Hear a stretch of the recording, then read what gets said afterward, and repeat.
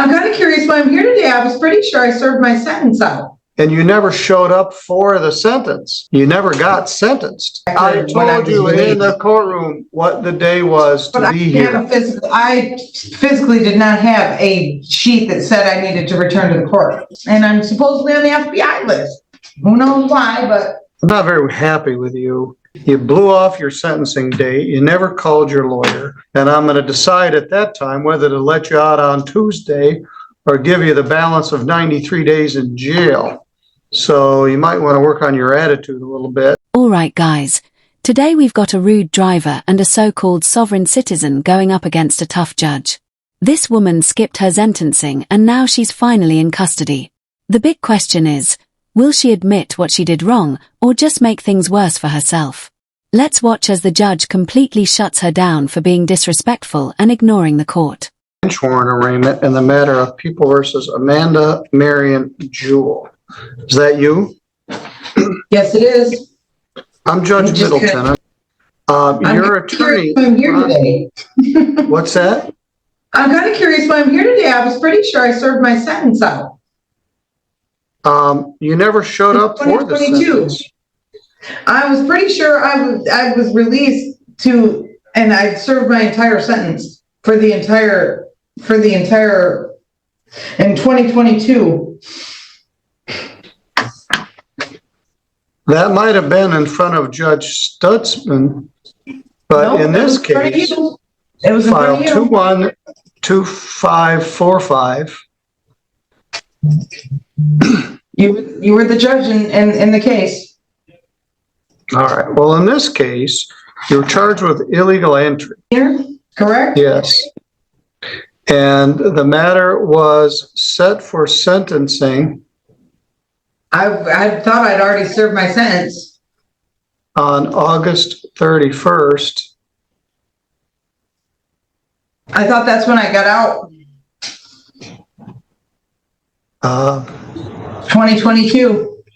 I was here for like 60 days. Let's go through the history of this. Ms. Casey Strong is here with us from the public defender staff. And I asked her to come in. All right, let's go back. On December 21st, you allegedly illegally entered so in 2022, I was picked up and served the rest of the sentence. Just wait. I'm going through this. Okay. And you got arrested and posted a bond in January of 2022. Yep. Attorney Timothy George was appointed to represent you, but he had a conflict, and the attorney then became Rhonda Ives. On July 13th of 2022, you got arrested for failing to appear, and you pled not guilty again. So I set the matter for an attorney pretrial for August 5th of 2022. You pled guilty to the charge on August 5th. So you trespassed on the house that Jamison Norman owned and allegedly trashed the place. You were in jail for 25 days. I gave you a PR bond and set the matter for sentencing for September 12th, which you promptly never appeared again whatsoever. So your bluster this morning is wasted. You were in jail for 25 days. You entered a plea. I let you out of jail, and you never showed up for the sentence. You never got sentenced. I never got any notice to appear. Here we go with the classic excuse. No one told me to come to sentencing. Really? Like the court just forgot to invite you. The truth is, skipping court is a big mistake. According to Justice Stats, nearly 30% of people who miss court dates end up with extra charges, and that can add 1 to 2 more years in prison. And get this, 70% of people who miss sentencing usually get even harsher punishments, just because they tried to avoid the consequences. So yeah, not showing up is just making things worse. And this woman, She's about to learn the hard way why you never act disrespectful in front of a judge. Judges can charge you with contempt, and with the way she's acting, this one probably won't go easy on her. I told you in the courtroom. I may have even given you something. I told you the matter was set for sentencing on September 12th of 2022. I asked for victim input and a police report. Miss Norman was watching this house for her grandmother and contended that you or others trashed the place. So I set the matter for sentencing. I let you out of jail, and you paid me back by never showing up again. I don't remember ever getting a notice to appear after. I told you in the courtroom what the day was to be here. I physically did not have a sheet that said I needed to return to the court. Well, we sent it, which is the address that you gave me in the courtroom. Well, that was mailed to that address on August 31st. No longer, I cannot receive mail there. The house has been condemned. So on that day, your lawyer tried to call you several times, had no contact with you since you got out of jail. And the complainant was present and ready to give information about your case. Well, the complainant was in the parking lot when I left the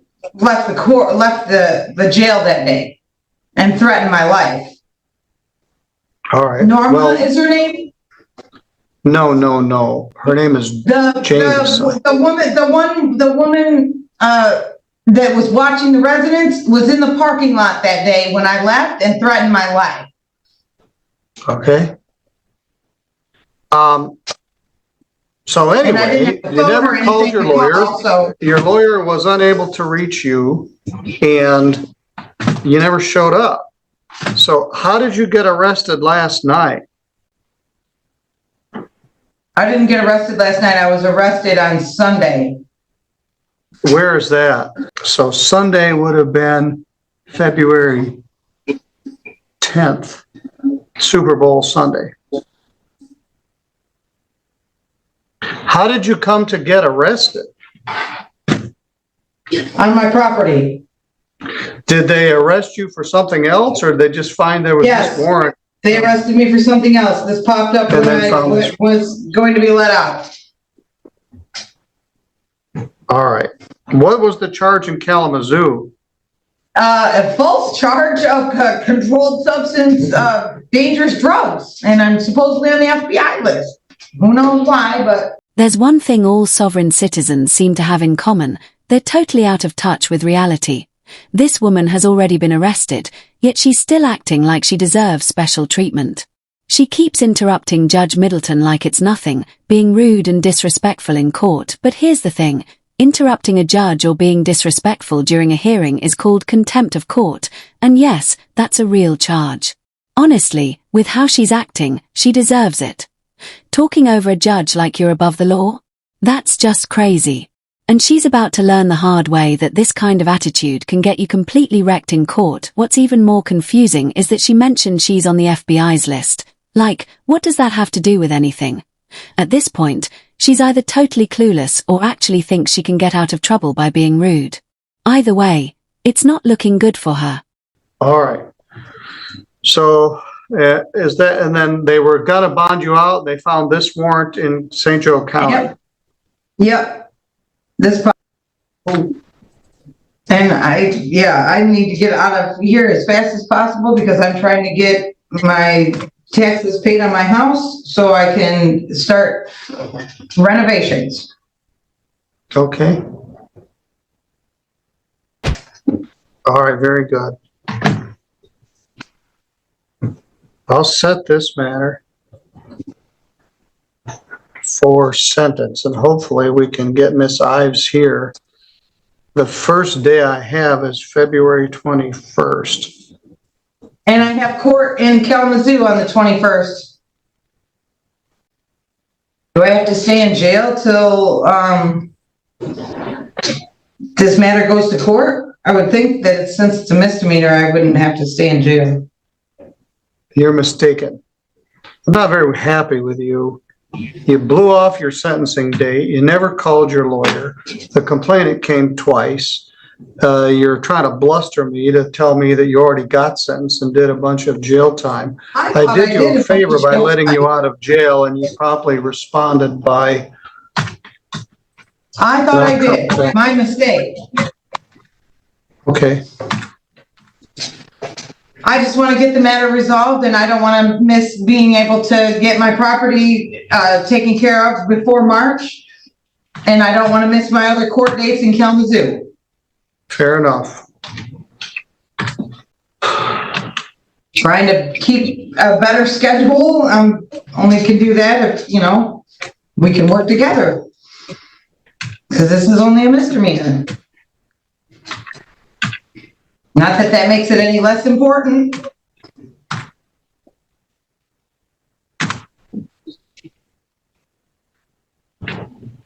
There we go.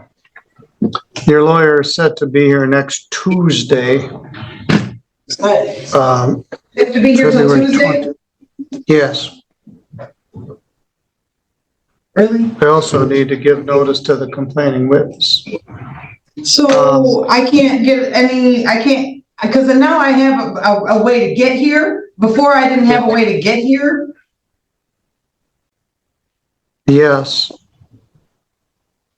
I don't understand why I couldn't be released. If I do have a way to get here, I know I have a way to get here. Before I did not. Well, you do now, because you have no bond. I'm going to deal with you on Tuesday, and I'm going to decide at that time whether to let you out on Tuesday or give you the balance of 93 days in jail. So you might want to work on your attitude a little bit. I'll have your lawyer, Rhonda Ives, here at that time. I'll have the complainant here. I'm going out of my way to set this as soon as I can on a date that your attorney is already scheduled to be here.